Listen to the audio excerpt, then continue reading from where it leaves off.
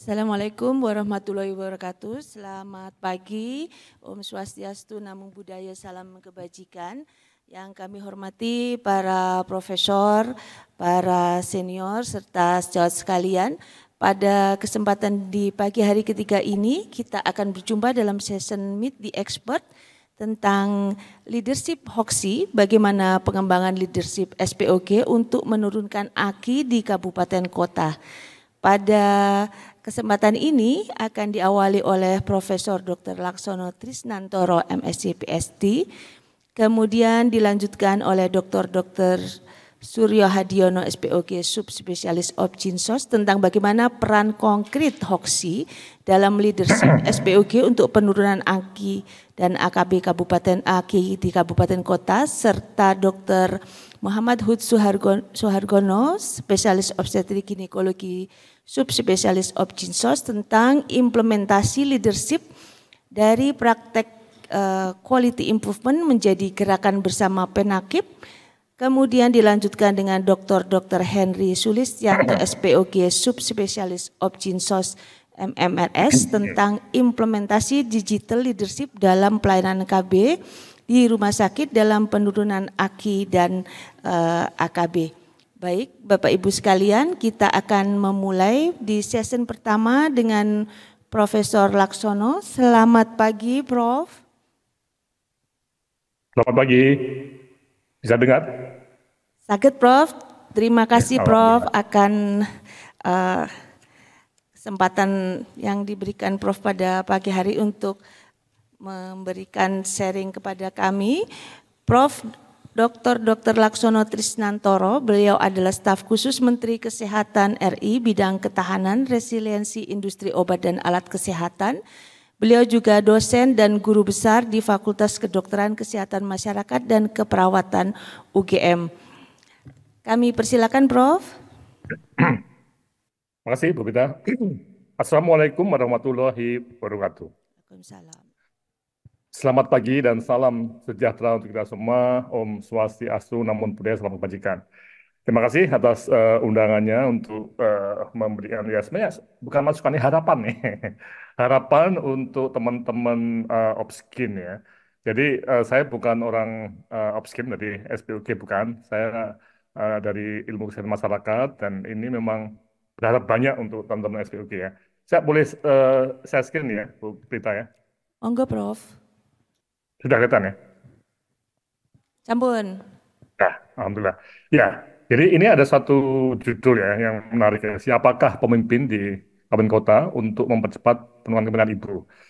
Dan tentunya terkait dengan teman-teman SPOG ya. Jadi ini harapan ya. Cuma saya nggak tahu teman-teman SPOG itu menjawab harapan kita atau enggak, atau mungkin tidak begitu apa ya memperhatikan ini ya. Ya. Nah, memang kalau kita lihat dalam konteks ya, sekali konteks ya, di daerah ya, itu ada beberapa hal yang perlu kita cermati, di mana program kematian ibu itu masih tertinggal ya. Dan ini rumit, tapi butuh leader. Nah, dan pertanyaan nih, siapa yang mempunyai kemampuan leadership untuk penurunan kematian ibu? Ini yang diisu kunci ya. Jadi nama tadi, kita perlu nama-nama ini ya. Nah, tapi katanya nama-nama ini susah ya. Ini juga di Hoxi Malang ini susah sekali mencari waktu tepat untuk leadership ya. Sampai 6:30 ini pertama kalinya. Saya berbicara di depan forum 6:30, tapi ini menarik ya. Karena memang jangan-jangan begini Bu Pita, teman-teman Opsin tidak peduli dengan leadership mungkin loh ya. Nah, makanya harapannya akan semakin saya gencarkan supaya jangan sampai teman-teman SPOG itu ya, kami itu bertepuk sebelah tangan ya, berharap banyak dari teman-teman SPOG, ternyata tidak ada sambutan. Nah, tapi ini kita awali dari suatu proses yang mungkin akan panjang sekali ya. Kita akan mencari nama tadi.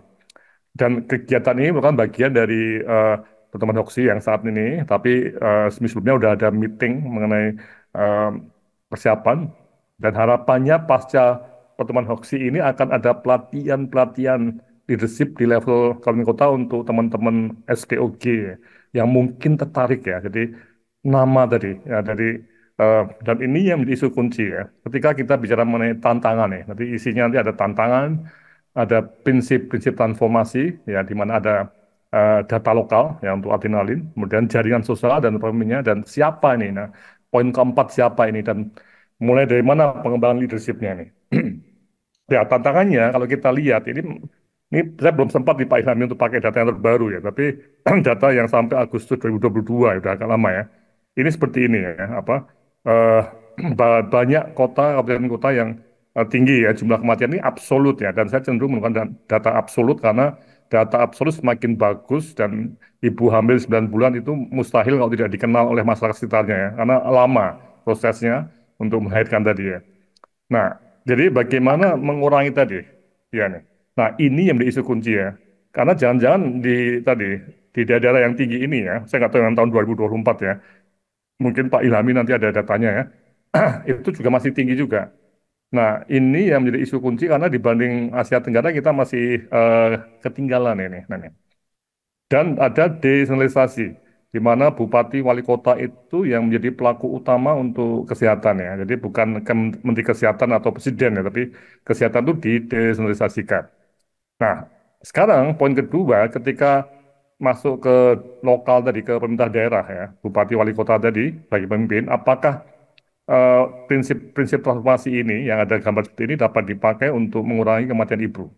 Nah, ini saya mencoba untuk memversikan transformasi tadi dalam konteks menurunnya kematian ibu atau impact indikator ya dengan berbagai kegiatan di sini dari kegiatan di masyarakat, pencegahan, dan primer, rujukan, tertiar sampai juga obat, alkes, pembiayaan, SDM sampai dukungan teknologi. Nah, ini yang menjadikan satu isu kunci bahwa kita perlu betul-betul masuk ke lokal ya, yang real ya. Karena nanti akan sampai kepada action real ya. Jadi kita tidak hanya ngomong-ngomong saja, tapi harus ada actionnya. Tidak hanya meneliti masuk di jurnal, tapi harus sampai action. Karena juga kita lihat di berbagai kota besar tadi, saya yakin banyak PhD-nya di SPOG atau profesor dalam spesialis Opskin ya, dalam ilmu Opskin ya. Tapi ketika ilmu itu dipertanyakan, kenapa kok kematian itu masih tinggi di daerahnya, seperti di Yogyakarta misalnya. Saya termasuk malu juga kalau di DIY itu em, data menunjukkan bahwa kematian masih tinggi itu malu juga. Nah, yang lebih malu lagi ketika kita sebagai ahli ini tidak ada action apapun ya, tidak ada ikhtiar, jadi seperti diam aja. Nah, jadi ini yang kita perlu betul-betul untuk meningkatkan adrenalin dengan data lokal. Ini. Oleh karena itu, eh, poin ketiga kita masuk pada jaringan sosial ya. Nah, ini. Nah, apakah ada adrenalin dengan data ini, ataukah pihak-pihak terkait, termasuk kita yang di perguruan tinggi, di rumah sakit pendidikan, kita yang doktor, yang profesor, yang SPOG, yang IKM seperti saya itu diam aja atau melakukan pembiaran. Nah, ini yang menarik karena ikhtiar itu harus kita nggak boleh bicara hanya takdir ya. Nah, saya khusus menekankan mengenai kita mungkin mempunyai error of omission ya. Kita sebagai ahli itu tahu ilmunya ya. Ya, kita harus melakukan sesuatu. Tapi kita bikin mistake yang nanti akan dikenang dalam sejarah yang kita seharusnya melakukan ini tapi kita tidak melakukan. Nah, ini adalah error of omission. Nah, nih. Nah, karena itu saya berharap betul Bu Pita ya dan teman-teman di Hoxi ya, mungkin tahun depan atau kapan itu kalau ada meeting lagi, itu leadership akan dipasang di plenary tadi. Karena ada kesan ini pembiaran juga nih di Hoxi, jadi tidak ada eh, perhatian pada leadership tadi ya. Nah, karena apa? Nah, siapa yang punya knowledge dalam kematian ibu yang terbaik ya, yang dari data itu bisa dibahas menjadi knowledge dan jadi action tadi, yang sebaiknya tidak melakukan omission tadi ya. Nah, inilah kita perlu melihat dalam struktur gerakan sosial ya untuk mengurangi kematian ibu ya, di mana kita akan melihat ada sebuah jaringan ya, jaringan yang peduli ya. Jadi sekelompok besar orang dengan minat atau perhatian sama dalam konteks kematian ibu tentunya, yang berinteraksi dan tetap berada dalam kontak informal untuk saling membantu atau mendukung. Jadi ini bukan bagian dari birokrasi, ya, bukan bagian dari ikatan profesi, bukan. Tapi adalah sebuah jaringan, ya. Tapi juga bukan sebuah paguyuban yang hanya ngobrol-ngobrol di warung kopi, tidak ada tujuan, tidak ada indikator, ya, tidak. Kita bikin suatu jaringan sosial yang nantinya itu mulai dari hulu sampai hilir, dari pencegahan faktor risiko sampai ke tindakan emergensi, misalnya seksiu dan berbagai kriminologinya lainnya itu dikelola dengan baik untuk tujuan penurunan kematian ibu dan bayi. Ya, nih. Jadi kita tidak hanya bicara mengenai K1, K2, K3, dan K4, tapi kita langsung masuk apakah gerakan sosial ini bisa mengurangi kematian ibu dan bayi mungkin ya. Nah, ini yang jadi tantangan besar. Dan inilah kita akan melihat bahwa kita butuh orang-orang yang punya komitmen, yang mungkin dalam konteks pahlawan itu mereka pahlawan-pahlawan ya sebenarnya ya. Oke ya. Nah, salah satunya misalnya bikin manual rujukan ibu dan bayi untuk seluruh pedoman anggota untuk bekerja, misalnya dari mulai hulu sampai hilir ya. Nah, pertanyaan kuncinya, siapa yang menjadi pemimpin jaringan KIA di suatu kabupaten kota tadi? Apakah hanya satu atau beberapa pemimpin? Nah, di diskusi minggu lalu itu memang ada pertanyaan mengapa kok ini bukan kerjaannya wali kota atau bupati? Iya, betul. Jadi pemimpin itu ada pemimpin birokrasi ya, Kadinkes yang tentunya bertanggung jawab pada bupati atau wali kota. Tapi Kadinkes itu orangnya mungkin bukan ahli ibu, ya. Dia lebih bersifat suportif ya, fasilitatif ya, sama dengan bupati wali kota. Tapi yang paling mempunyai kemampuan teknis adalah tentunya dokter SPOG, bukan dokter umum. Ya, saya pernah diskusi dengan seorang tokoh SPOG, beliau menyatakan ini kan kerjaan dokter umum. Waduh, bukan. Ini memimpin teknis kesehatan yang paling tinggi kemampuan knowledge-nya adalah SPOG di satu kabupaten kota. Karena nanti juga akan melihat pada konteks penyakit-penyakit yang kompleks yang terkait juga dengan spesialis lainnya. Kemudian tentunya ada pemimpin informal di masyarakat. Nah, ini masuk para misalnya ulama, ya, para tokoh-tokoh masyarakat, pendeta dan sebagainya. Nah, sekarang pertanyaannya apakah mereka ada nama itu, apakah mereka sudah bekerja sama nama-nama itu? Ya, di mana? Nah, ini yang para pemimpin tadi harus mempunyai pengaruh. Nah, sekarang apakah ada siapa mereka, apa ciri-cirinya, bagaimana cara mengidentifikasi, bagaimana cara pengembangannya, bagaimana memfasilitasi para pemimpin tadi. Seperti ini, kita hoaxi ini bisa nggak memfasilitasi tadi. Kalau di luar negeri, leadership itu selalu berada di plenary. Jadi ada semacam eh, orang percaya betul ya bahwa dimanapun spesialis atau ahli itu berada, itu leadership itu berada. Ya, seperti di Harvard Medical School ya, yang paling canggih di dunia ya. Itu mereka banyak course mengenai leadership untuk para spesialis di bidang masing-masing. Ya, nih. Tapi ini saya masih melihat di Indonesia itu fasilitasi untuk para pemimpin itu masih sangat kurang. Ya, nih. Nah, oke. Terakhir ya, waktunya masih ada ya, Bu Brita ya. Nah, Tinggal 1 menit, Prof.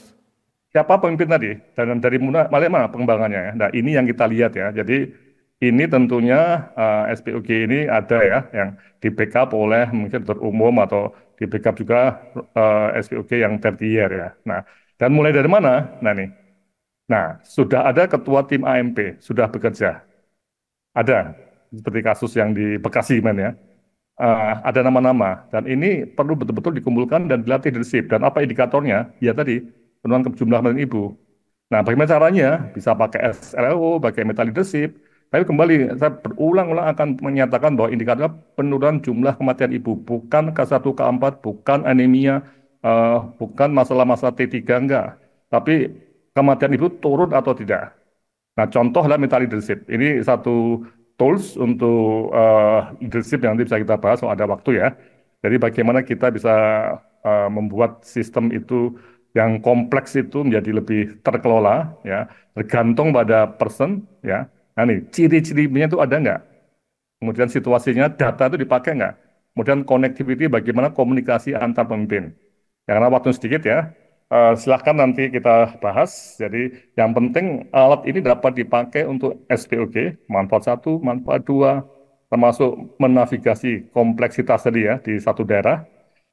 Dan yang ketiga ini yang menjadi pemimpin dan dikenal masyarakat, dan ini kesempatan bagus bagi para SPOG, dokter-dokter POGI untuk menjadi hero, pahlawan-pahlawan di daerah untuk mengurangi kematian ibu. Akan dikenal ya. Tapi kalau tidak mau ya sudah nggak ada hero di lokal dan ibu-ibu terus mati terus ya. Oke ya. Nah, apa yang akan dilakukan? Mohon nanti Bu Prita kita bisa diskusikan. Kalau bisa mulai dari AMP, melakukan berbagai program action yang sampai mempengaruhi APBN dan APBD. Jadi kita tidak hanya berhenti pada AMP. Nah, dan itu sudah dikembangkan dengan platform digital, bisa dilihat di website ini, seperti ini, untuk kebijakan kematian ibu di Indonesia seperti ini. Bisa kita lihat klik-klik di setiap provinsi nantinya. Dan nanti saya berharap betul dalam waktu 5 tahun, nama-nama itu ada di sini ya, nama-nama SPOG yang bisa dikenang dalam sejarah sebagai para pahlawan untuk mengurangi kematian ibu. Ya, ini kebijakannya yang cukup rumit, harus kita lihat. Dan terima kasih ya kali waktunya. Dan saya berharap setelah meeting ini, Hoxi perlu ada pelatihan leadership ya, dengan menggunakan digital platform yang betul-betul ekstensif sehingga ada ribuan opsi di Indonesia ya. Mungkin 1% atau 2% aja mau jadi pemimpin untuk mengurangi kematian ibu. Nah, mereka harus kita temukan. Oke, mari kita bahas. Sekian dan terima kasih. Wassalamualaikum warahmatullahi wabarakatuh. Waalaikumsalam warahmatullahi wabarakatuh. Terima kasih Prof. Jadi Bapak Ibu sekalian, ada harapan bahwasanya kita menjadi leader yang memiliki adrenalin pada saat kita melihat kondisi lokal dan segera memulai action sesuai dengan transformasi kesehatan.